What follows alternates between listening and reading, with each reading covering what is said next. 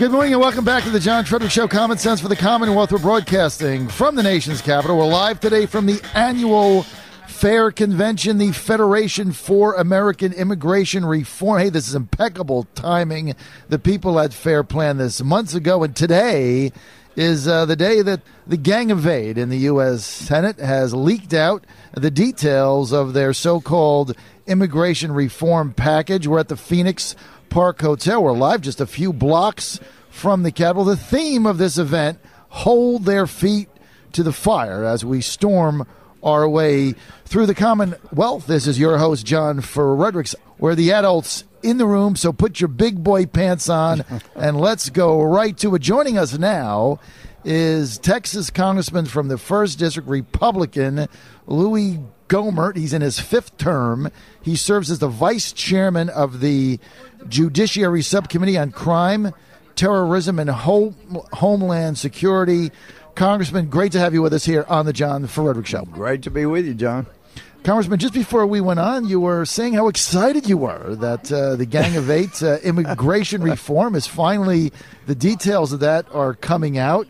And I was saying earlier that it seems like quite a sales and marketing package for amnesty, but you hope had a chance, Congressman, to look at it. You've been on the forefront of real immigration reform. Give us your first pass. What do you think of this? Well, if you look at the outline that's been provided, and that's a far cry from 1,000 or 1,500 page bill that they're supposed to be, or that's supposed to be based on this 17-page outline. But, John, you read the first parts of it, and by the way, you do know I get sarcastic at times. Oh, that's right? fine. Okay. You'll fit right in with both me and my audience, so no worries. So, but if you go through the goal for border security fund, and border fencing fund, that's good stuff. Right? That's good. Get on over we want a here. fence. Yeah, and we want the additional border security resources and creating border security accountability. That is good stuff. All good so far. So good. So let's do that. Because to be very, very serious, because it is deadly serious, when you dangle out there the possibility of people who come in illegally having legal status, it is a magnet. We know that from 1986.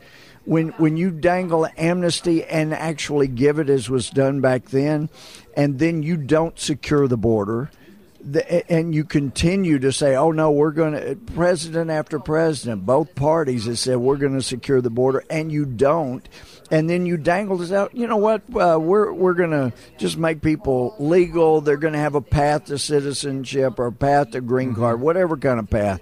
If you give legal status to people that came illegally before you secure the border, it is a magnet. And what that does is exactly what we've seen in Texas. People coming across, not just Texas, but across the border. People coming across, some Border Patrol agents saying 2 to 3 times as many as normally have been coming. Mm-hmm. And then the anecdotal situations where people say, when apprehended coming in illegally, where do I go to get my amnesty? Right. Or smugly saying Obama's going to let me go, because they know he has been doing that, his administration. Sure. It is a magnet, and it is a huge problem. So I would say let's take the first part, however many 100 pages it is. Hopefully it's a big part of the 1,500-page bill. We know it's a very tiny part of the 70-page outline. Let's secure the border, because this is the same president who promised, if you like your insurance, you can keep it. If you like your doctor, you can keep it. If there will not be any abortions paid for with Obamacare. There won't be any people in the country illegally who will get care under Obamacare. We now know all of that was lies. It was simply not true. And now they're telling us they're basically holding enforcement or doing their job. They're holding it hostage. We will only do our job. We will only secure the border if you agree to, as Leno and Rush Limbaugh had talked about, to make these undocumented Democratic voters, documented Democratic voters. Let's secure the border. Let's let this administration show us that they can secure the border. And then John, I'd be interested to hear your thought. But my thought is, if this administration truly secures the border and does what is said in this bill, get to 90% of everybody coming in is apprehended and not allowed in, I think we would get an agreement just as speedy as could be to deal with the people that have come illegally that are already here. I think we would get that in a hurry once they secure the border. What do you think? I think you hit the nail on the head. You know, the biggest issue here is that there isn't any sense in giving a pathway, regardless of what the parameters are, when you can't stop the bleeding.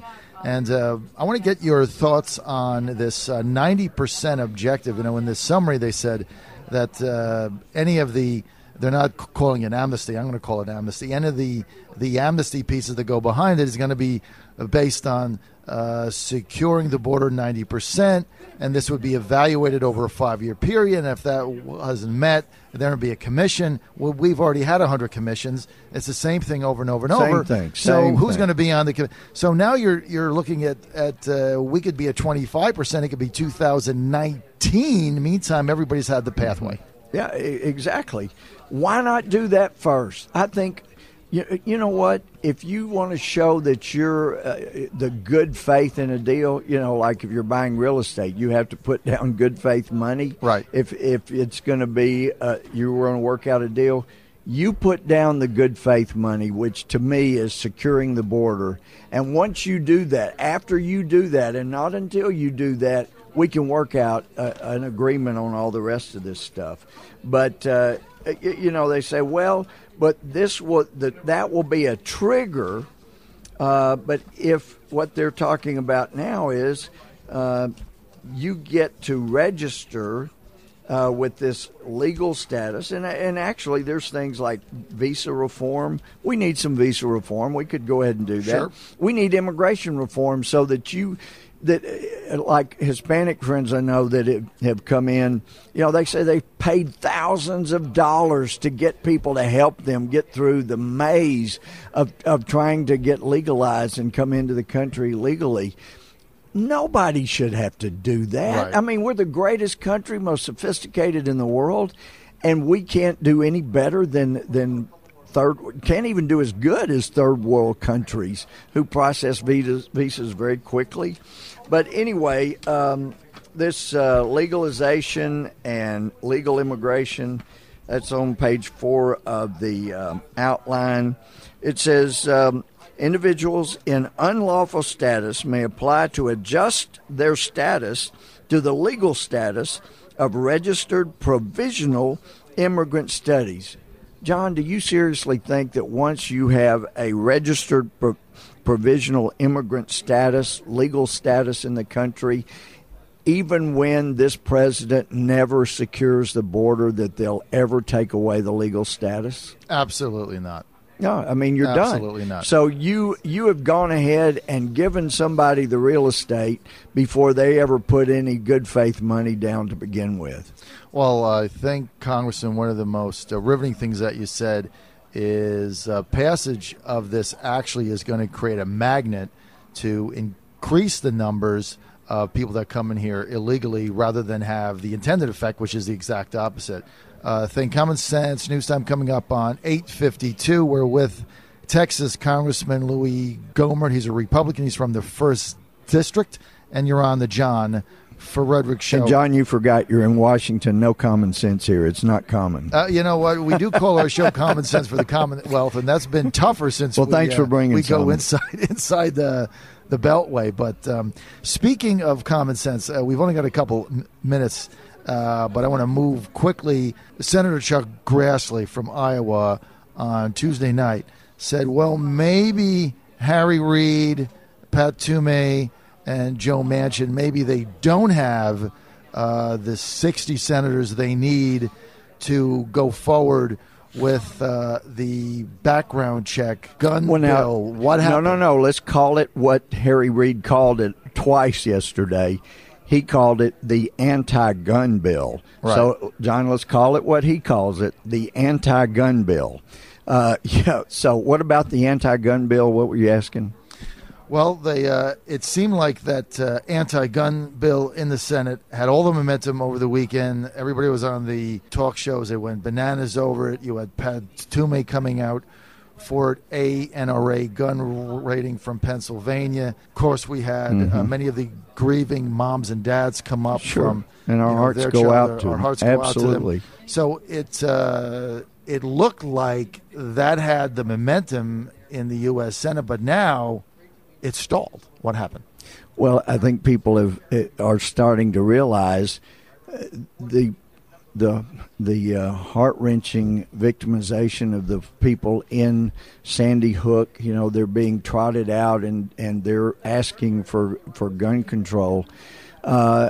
People have begun to realize, wait a minute, haven't all of those proponents of this bill admitted, or most of them admitted, that what they're proposing, what they've trotted out over the weekend, would not have changed the outcome at Sandy Hook at all?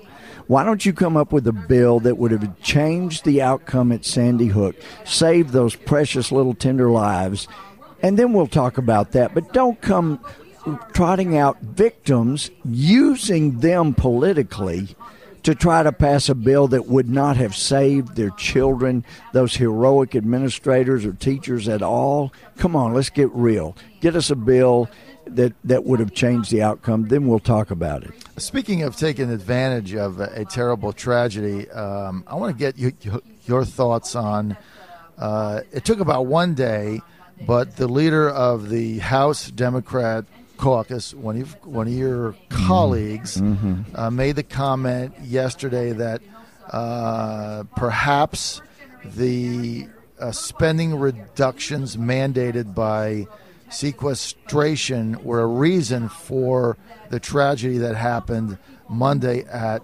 the Boston Marathon. Do you think that was over the top? It was definitely over the top, but the sad thing is, Jonathan, there are people like that who believe that. And I wish that they had been as outspoken about their party, their president's proposal of the sequesters back when the president first proposed these sequesters. Now he's saying, the Republicans did it. Everybody knows, it's been very clear, if anybody that does their homework, this was the president's proposal. The Democrats got it passed. I was totally against it. Right. And so, but these sequesters didn't cause this. These sequesters would not have prevented it. They would not have helped the victims anymore. And if you look at the heroic action, yes, you had firefighters, you had first responders, but you had incredible Good Samaritan volunteers that rushed in. They weren't looking for money. They were not caring about the sequester. It did not affect that at all. And if it did, then shame on this president and the Democrats that supported it against all of my objections. Congressman Gohmert, we're almost out of time. Final question. The Gang of Eight, the immigration reform package that we talked about earlier, what level of pressure are national Republicans under to pass this, simply because they feel that the demography is passing them by and they simply have to do something on the sales and marketing end? There's tremendous pressure, and we're having all these so-called market analyzers come in and say, look, you have got to pander to these potential voters because the Democrats pander to them. But if you look at the issues, and my friend Steve King was pointing this out yesterday, you look at the issues that are most important to, say, Hispanics, for example. Out of 6 items, the 6th is on this type of immigration reform. They're more concerned about other issues. So why are we rushing through to do this? Well, Rush and Jay Leno both say it's to get undocumented Democratic voters to be documented.